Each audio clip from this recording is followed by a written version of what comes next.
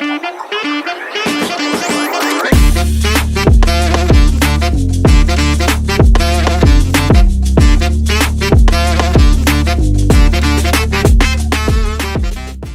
Morning every one. എല്ലാവർക്കും talk of the ടൗണിൻ്റെ ഏറ്റവും പുതിയ എപ്പിസോഡിലേക്ക് സ്വാഗതം. ഇന്ന് നമ്മൾ ഈ വീഡിയോയിൽ സംസാരിക്കുന്നത് ഏറ്റവും പുതിയ മലയാളം സിനിമ പാതിരാത്രി, ആ സിനിമയുടെ വിശേഷങ്ങളാണ്. പാതിരാത്രിയുടെ ഡയറക്ടർ രത്തീനയുടെ ഇതിനു മുമ്പ് വന്നിട്ടുള്ള സിനിമ എന്ന് പറയുന്നത് മമ്മൂട്ടിയുടെ പുഴു, ആ സിനിമയാണ് ഇതിനു മുമ്പ് സംവിധാനം ചെയ്തിട്ടുള്ളത്. ഇതിൻ്റെ തിരക്കഥ എഴുതിയിട്ടുള്ളത് ഷാജി മാരാട്. പിന്നെ അതുപോലെ ഇതിൻ്റെ മ്യൂസിക് ഡയറക്ടർ ജേക്സ് ബിജോയാണ്. അതുപോലെ ഇതിൻ്റെ DOP ചെയ്തിട്ടുള്ളത് ഷെഹ്നദ് ജലാൽ. പിന്നെ ഇതിൻ്റെ മെയിൻ ക്യാരക്ടേഴ്സ് ചെയ്തിട്ടുള്ളത്, ലീഡ് ക്യാരക്ടേഴ്സ് ചെയ്തിട്ടുള്ളത് സൗബിൻ ഷാഹിറും അതുപോലെ നവ്യ നായരാണ്.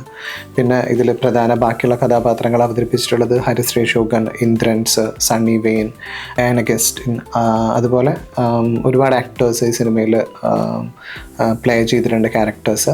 ഈ ഒരു സിനിമ ഒരു ക്രൈം ഡ്രാമ ത്രില്ലർ ആ ഒരു കാറ്റഗറിയിൽ വരുന്ന ഒരു സിനിമയാണ്. ഒരു ഇൻവെസ്റ്റിഗേഷനും അതായിട്ട് ബന്ധപ്പെട്ടിട്ട് നിൽക്കണ ഒരു സ്റ്റോറി ലൈനാണ് ഈ സിനിമയ്ക്കുള്ളത്. അതിൻ്റെ ഒരു മൂവിയുടെ ഒരു ഹൈലൈറ്റ്സ് എന്ന് പറയുന്നത് നവ്യ നായരുടെ പെർഫോമൻസ്, അതുപോലെ സൗബിൻ ഷാഹിർ, അവരുടെയൊക്കെ വളരെ എന്താ പറയുക നല്ല രീതിയിലുള്ള പെർഫോമൻസസ് ഈ സിനിമയിൽ വന്നിട്ടുണ്ട്.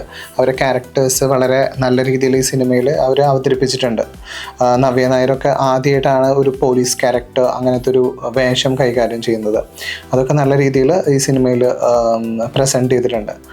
അതുപോലെ ഇതിൽ എടുത്ത് പറയാവുന്നത് ജേക്സ് ബിജോയുടെ ഒരു ബാക്ക്ഗ്രൗണ്ട് സ്കോറും അതിൻ്റെ ഒരു മ്യൂസിക്കിനാണ്. കാരണം ഇങ്ങനെ ഒരു ക്രൈം ഇൻവെസ്റ്റിഗേഷൻ ത്രില്ലർ പോലത്തെ ഒരു സിനിമയ്ക്ക് ഡെഫിനറ്റ്ലി അങ്ങനത്തെ ഒരു ബാക്കപ്പ്, ഒരു ബാക്ക്ഗ്രൗണ്ട് മ്യൂസിക്കും അത്ര നല്ല രീതിയിൽ വന്നാൽ മാത്രമേ നമുക്കൊരു എൻഗേജിങ് ആയിട്ട് ആ സിനിമ കണ്ടിരിക്കാൻ പറ്റുള്ളൂ.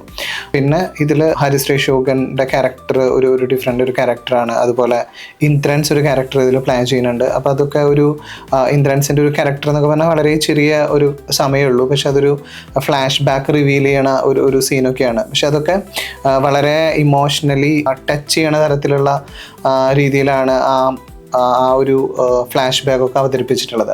അതൊക്കെയാണ് ഇതിൻ്റെ ഒരു ഹൈലൈറ്റ്സ് എന്ന് പറയുന്നത്. പിന്നെ ഇതിൻ്റെ സിനിമാറ്റോഗ്രാഫി നല്ല രീതിയിൽ വന്നിട്ടുണ്ട്. കാരണം ഇതിൽ കൂടുതലായാലും ഇടുക്കി ഒക്കെയാണ് ഇതിൻ്റെ സിനിമ ഷൂട്ട് ചെയ്തിട്ടുള്ളത്. അപ്പോൾ ആ ഒരു ലാൻഡ്സ്കേപ്പിൻ്റെ ഭംഗിയൊക്കെ ഈ സിനിമയിൽ നല്ല രീതിയിൽ കൊണ്ടുവന്നിട്ടുണ്ട്. ഈ സിനിമയുടെ ഒരു സ്റ്റോറി ലൈൻ ഓൾറെഡി ഞാൻ പറഞ്ഞു, ഇങ്ങനത്തെ ഈ ഒരു ഇൻവെസ്റ്റിഗേഷൻ ടൈപ്പ് ആണെന്നുള്ളത്. ഇവരുടെ ഈ ഒരു രണ്ട് ക്യാരക്ടേഴ്സ്, ഇതിൻ്റെ ലീഡ് ക്യാരക്ടേഴ്സ് ചെയ്യുന്ന സൗബിനായാലും അതുപോലെ നവ്യ നായരായാലും ഒരു പോലീസ് ഓഫീസേഴ്സിൻ്റെ ക്യാരക്ടേഴ്സാണ് ഇതിൽ പ്ലേ ചെയ്യണത്. അവരുടെ ഡ്യൂട്ടിയുടെ ഇടയിൽ ഒരു കേസിൻ്റെ ഭാഗമായിട്ട് മാറണതും പിന്നെ അത് തുടർന്നുണ്ടാവുന്ന അന്വേഷണങ്ങളും അവർ ആ ഒരു കേസിൽ ബന്ധപ്പെടുന്നതുമായിട്ടുള്ള കാര്യങ്ങളാണ് പിന്നെ സിനിമയിൽ ത്രൂ ഔട്ടായിട്ട് നടക്കുന്നത്. അപ്പോൾ ഇതിൻ്റെ ഒരു ഡീറ്റെയിൽ ആയിട്ടുള്ളൊരു സ്റ്റോറി ലൈൻ നമുക്ക് പറയാൻ പറ്റില്ല, കാരണം അതൊരു ഇൻവെസ്റ്റിഗേഷൻ ത്രില്ലർ ആയതുകൊണ്ട് തന്നെ. പക്ഷേ ഈ പടത്തിൽ ഒരു ലാഗ് ചെയ്ത കാര്യം എന്താണെന്ന് വെച്ചിട്ടുണ്ടെങ്കിൽ വളരെ റീസെൻ്റ് ആയിട്ടുള്ള ഇറങ്ങിയിട്ടുള്ള ഒരു മൂവിയുടെ സ്റ്റോറി ലൈനായിട്ട് ഭയങ്കര കണക്ട് ചെയ്ത് നിൽക്കുന്ന ഒരു ലൈൻ ഓഫ് ടെല്ലിംഗ് ആണ്, സ്റ്റോറി ടെല്ലിംഗ് ആണ് സിനിമ ഫോളോ ചെയ്തിട്ടുള്ളത്. അപ്പോൾ അല്ലെങ്കിൽ ആ ഒരു തീമിലാണ് ഇതിൻ്റെ കഥ വന്നിട്ടുള്ളത്. അപ്പോൾ അത് ഭയങ്കര റിലേറ്റ് ചെയ്യാൻ, ആൾക്കാർക്ക് ഈസി ആയിട്ട് റിലേറ്റ് ചെയ്യാൻ പറ്റണ ഒരു കാര്യമാണ്. കാരണം ആ സിനിമയും വളരെ റീസെൻ്റ് ആയിട്ട് റിലീസായ ഒരു സിനിമയാണ്.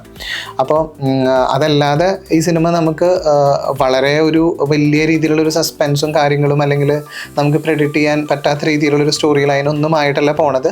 പക്ഷെ എന്നാലും നമുക്ക് എന്താ പറയുക, ഒരു ബോറടിക്കാത്ത രീതിയിൽ നമുക്ക് കണ്ടിരിക്കാൻ പറ്റണ ആ രീതിയിൽ ഇതിൻ്റെ കഥയും അല്ലെങ്കിൽ ഇതിൻ്റെ ഒരു ആക്ടിങ്ങും ബാക്കി എല്ലാ കാര്യങ്ങളും വന്നിട്ടുണ്ട്. അപ്പോൾ നിങ്ങൾ ഈ സിനിമ കണ്ടിട്ടുണ്ട് വെച്ചിട്ടുണ്ടെങ്കിൽ നിങ്ങളുടെ ഫീഡ്ബാക്ക് ഇതിൻ്റെ കമൻറ്റ് ബോക്സിൽ നിങ്ങൾ രേഖപ്പെടുത്താം. Thank you.